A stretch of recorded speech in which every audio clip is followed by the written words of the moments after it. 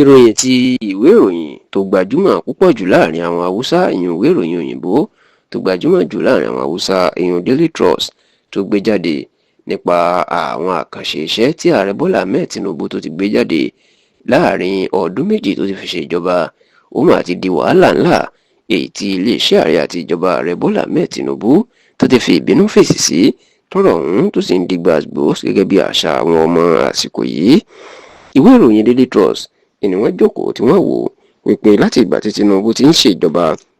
àwọn fẹ́ ṣírò àkànṣe iṣẹ́ tó fún ẹ̀yà kọ̀ọ̀kan àti agbègbè kọ̀ọ̀kan ní orílẹ̀-èdè Nàìjíríà, káwọn lè mọ ibi tó ṣe sí jù àti ibi tí ò ṣe sí jù. Nígbà tí wọ́n sì ṣírò iṣẹ́, wọ́n ní àkànṣe iṣẹ́ tírílíọ̀nù 6 náírà,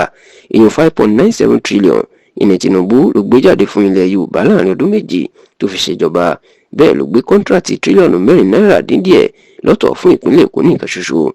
Wọ́n ní ní ilẹ̀ ẹjọ́ àkànṣe iṣẹ́ tírílíọ̀nù 2.4 bílíọ̀nù náírà lé díẹ̀ ìní Tinubu gbé fún wọn níbẹ̀ láàrin ọdún méjì tó fi ṣèjọba. Bẹ́ẹ̀ ló tún fún àwọn Ìgbò ní àkànṣe iṣẹ́ 407 bílíọ̀nù náírà 407 bílíọ̀nù náírà láàrin ọdún méjì. Ní ti àárín gbùngbùn ilẹ̀ Haúsá North Central, àkànṣe iṣẹ́ tírílíọ̀nù 1.1 bílíọ̀nù náírà ìní Tinubu ni wọ́n ló gbé fún wọn. Iléeṣẹ́ ìwé ìròyìn Daily Trust tó ní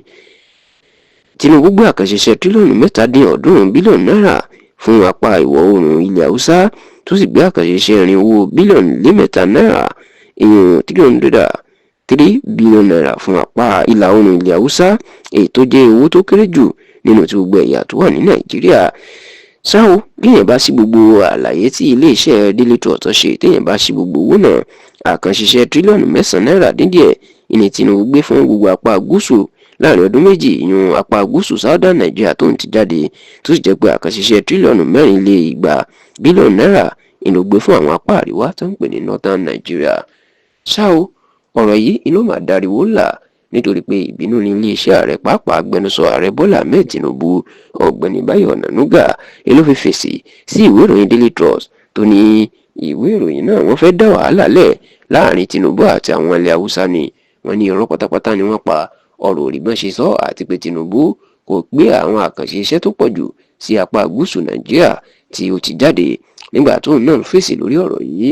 agbẹnusọ ìjọba àpapọ̀ orílẹ̀-èdè yìí tó jẹ́ mínísítà ọ̀rọ̀ ìròyìn ní orílẹ̀-èdè Nàìjíríà lásìkò yìí, Alhaji Mohammed Idris, òun náà jẹ́ kó di mọ̀ kódà nínú àwọn àtúpalẹ̀ àwọn àkànṣe iṣẹ́ tíjọba Tinubu ti ṣe láàrin ọdún méjì. Nígbà tó bẹ̀rẹ̀ sí ní fi síta, wọ́n rí i pé ilẹ̀ Haúsá, pàápàá ibi tí ìbò ti pọ̀jù síbẹ̀, North West, ní Tinubu ṣe nǹkan sí jù ju ilẹ̀ Yorùbá tó ti jáde lọ, tó sì jẹ́ pé ọ̀rọ̀ yìí gan-an wọ́n fi ń fún ìwé ìròyìn Daily Trust lésì wípé